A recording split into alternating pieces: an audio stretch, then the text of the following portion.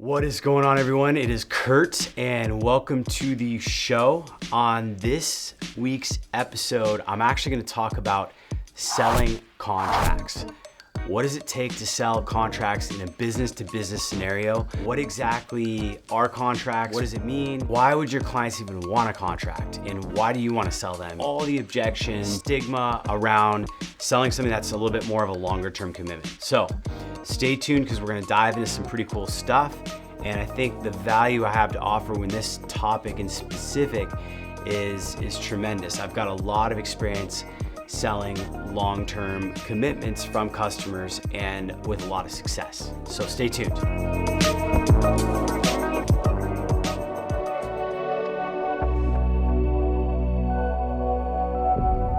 So contracts. When you're selling in a business-to-business situation, a lot of what you're offering is a marketing service. You're giving your clients a solution that takes time.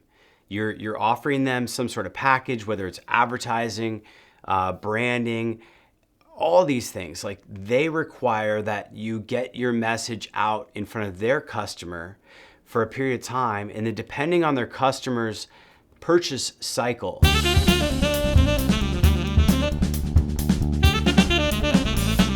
So it really depends on the type of product that they're selling and they're buying, but depending on the customer that this person is trying to acquire, potential client that you're generating for them, depending on their purchase type and their sort of industry and niche, it may be a short purchase cycle where the marketing can be pretty quick, or it may be a longer purchase cycle. In any case, typically marketing takes several months, not just a few days, to sort of get around the message and get the customer to purchase. But you want to think about yourself and put yourself in the perspective of being a buyer. So when you think about different products, our business focuses on real estate.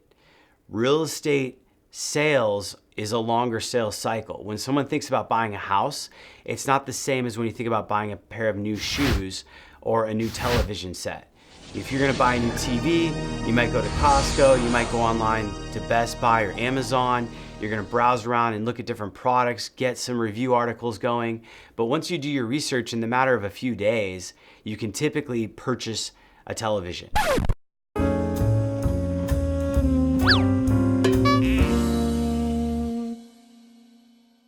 When you're buying a house, it's a bigger deal. Like, there's a lot more that affects what's going on.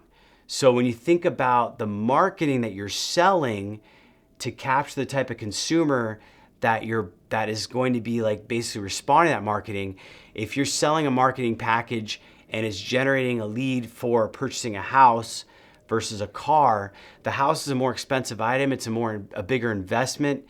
It's financially, for a lot of people, it's their largest commitment. All of that's going to play a factor in terms of how you want to position what you're selling as a service. It's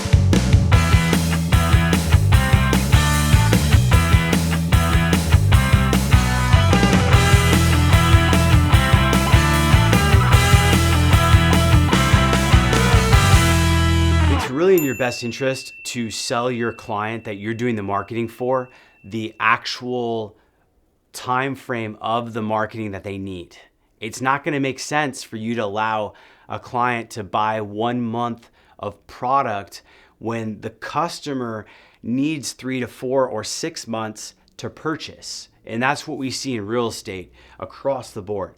People start searching for months, if not even years in advance. And yeah, it kind of sucks as a marketing when you really want just like that quick fix to get the results as soon as possible.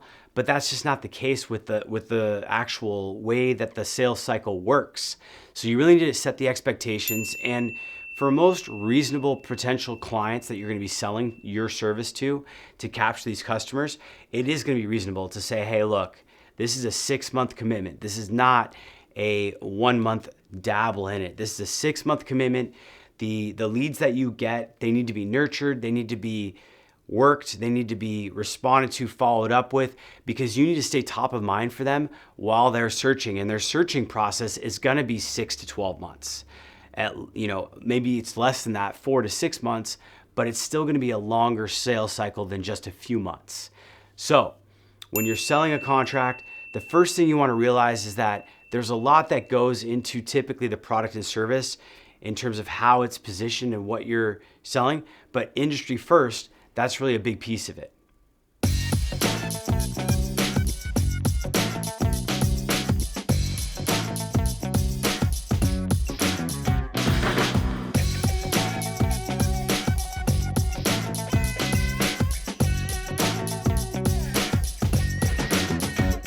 Now I'm going to jump into a few major kind of points that I commonly have experienced when selling contracts in the past.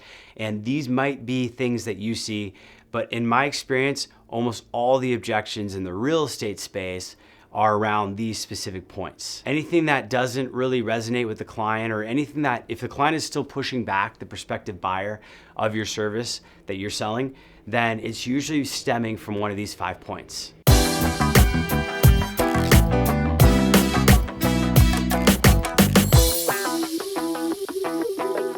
So the first thing is there is a campaign that you're building for these clients, and there's an optimization period.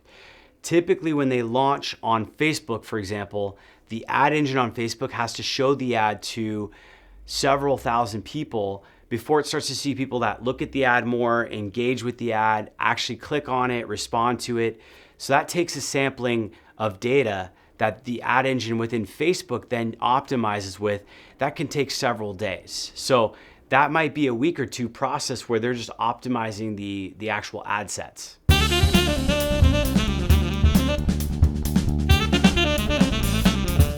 And you can translate this into other marketing channels. So if you're running other digital media where you can actually track your results, such as SEO, SEM, Google search, Native is another great platform. You're gonna see also data feeding back that's gonna give performance. So this is not just for Facebook. This is for really any platform that's digital.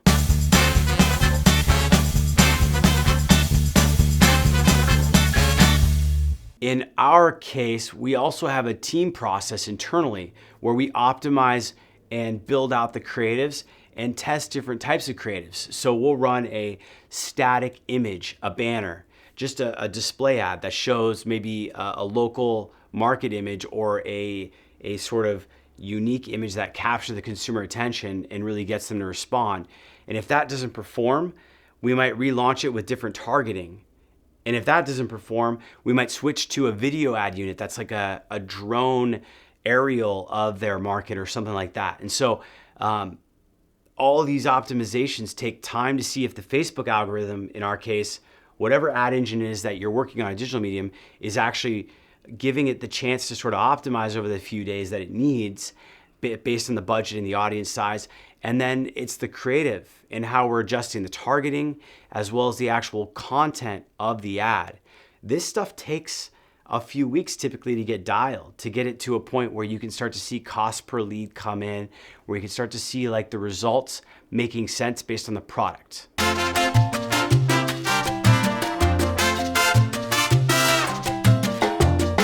Again, the first big point I mentioned, consumer behavior based on your industry, whether it's auto sales, home sales, the consumer that is responding to the marketing messaging, it needs time. They need time. The product that they're buying, the service that they're going to consider investing in, that stuff doesn't happen overnight. It's definitely ranging depending on the cost.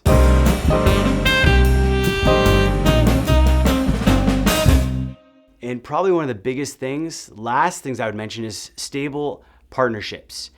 For a lot of our clients, because we sell business to business, they're entrepreneurs.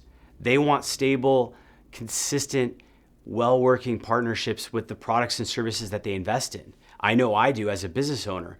I don't want to shop for a service, buy it for a month, and then have to go shopping again. It's a lot of energy and effort to actually go out there and choose and pick a product or service. So that's a huge thing. A consumer that's buying a car, they don't want to spend time buying a car once they've bought the great car. Like, they don't want to have to go back and shop again. It's like when you buy a shirt or something that's easy to return, very few people actually go through the effort to return the product or service. That's why companies like Nordstrom, who have this amazing return policy, or Costco, who have these amazing return policies, they know that if they make the buying process really easy, most people are pretty happy with purchases. Like if they've done some decent research and you give them a decent to good amount of customer service and product, they're going to get about as good at results as they're going to get anywhere. And so at that point, you're just fine tuning and getting that, 5% more gain, but it's so much more effort to go back and reshop and return your product and buy it. So that stable partnership is super valuable, and it takes a lot of time getting things up and running, getting a feel, developing the relationship. All of that's super important and critical. That's a huge value add. That's a huge thing for people to consider when they talk about having resistance towards a commitment of a service that we're providing.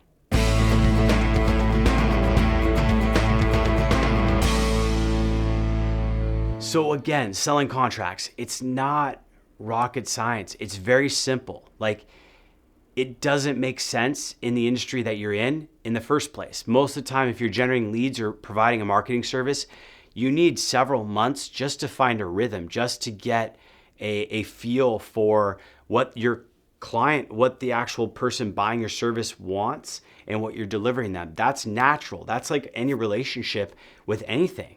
Like, you don't even know how to work your TV in the first month usually.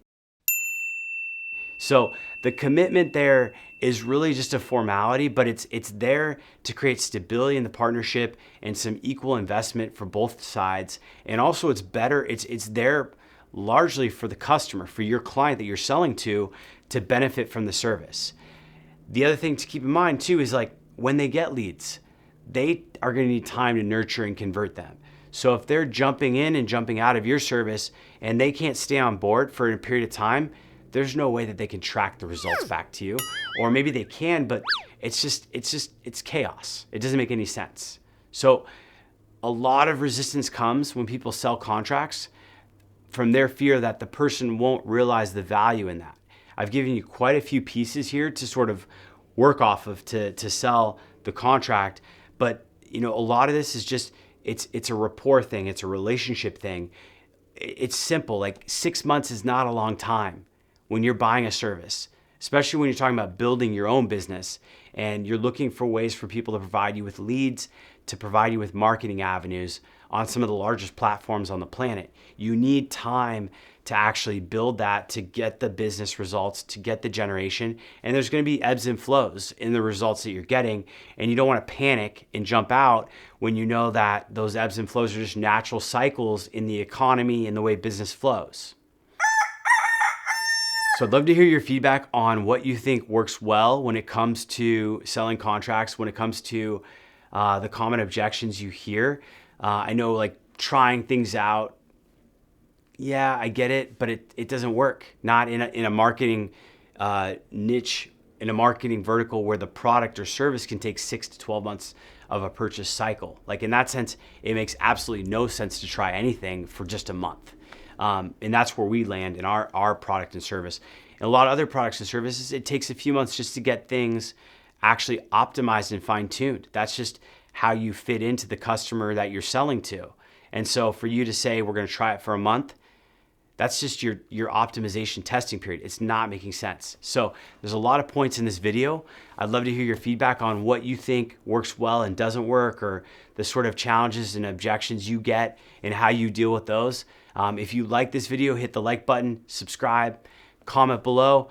Love to hear your feedback. And as always, thanks for watching and keep crushing.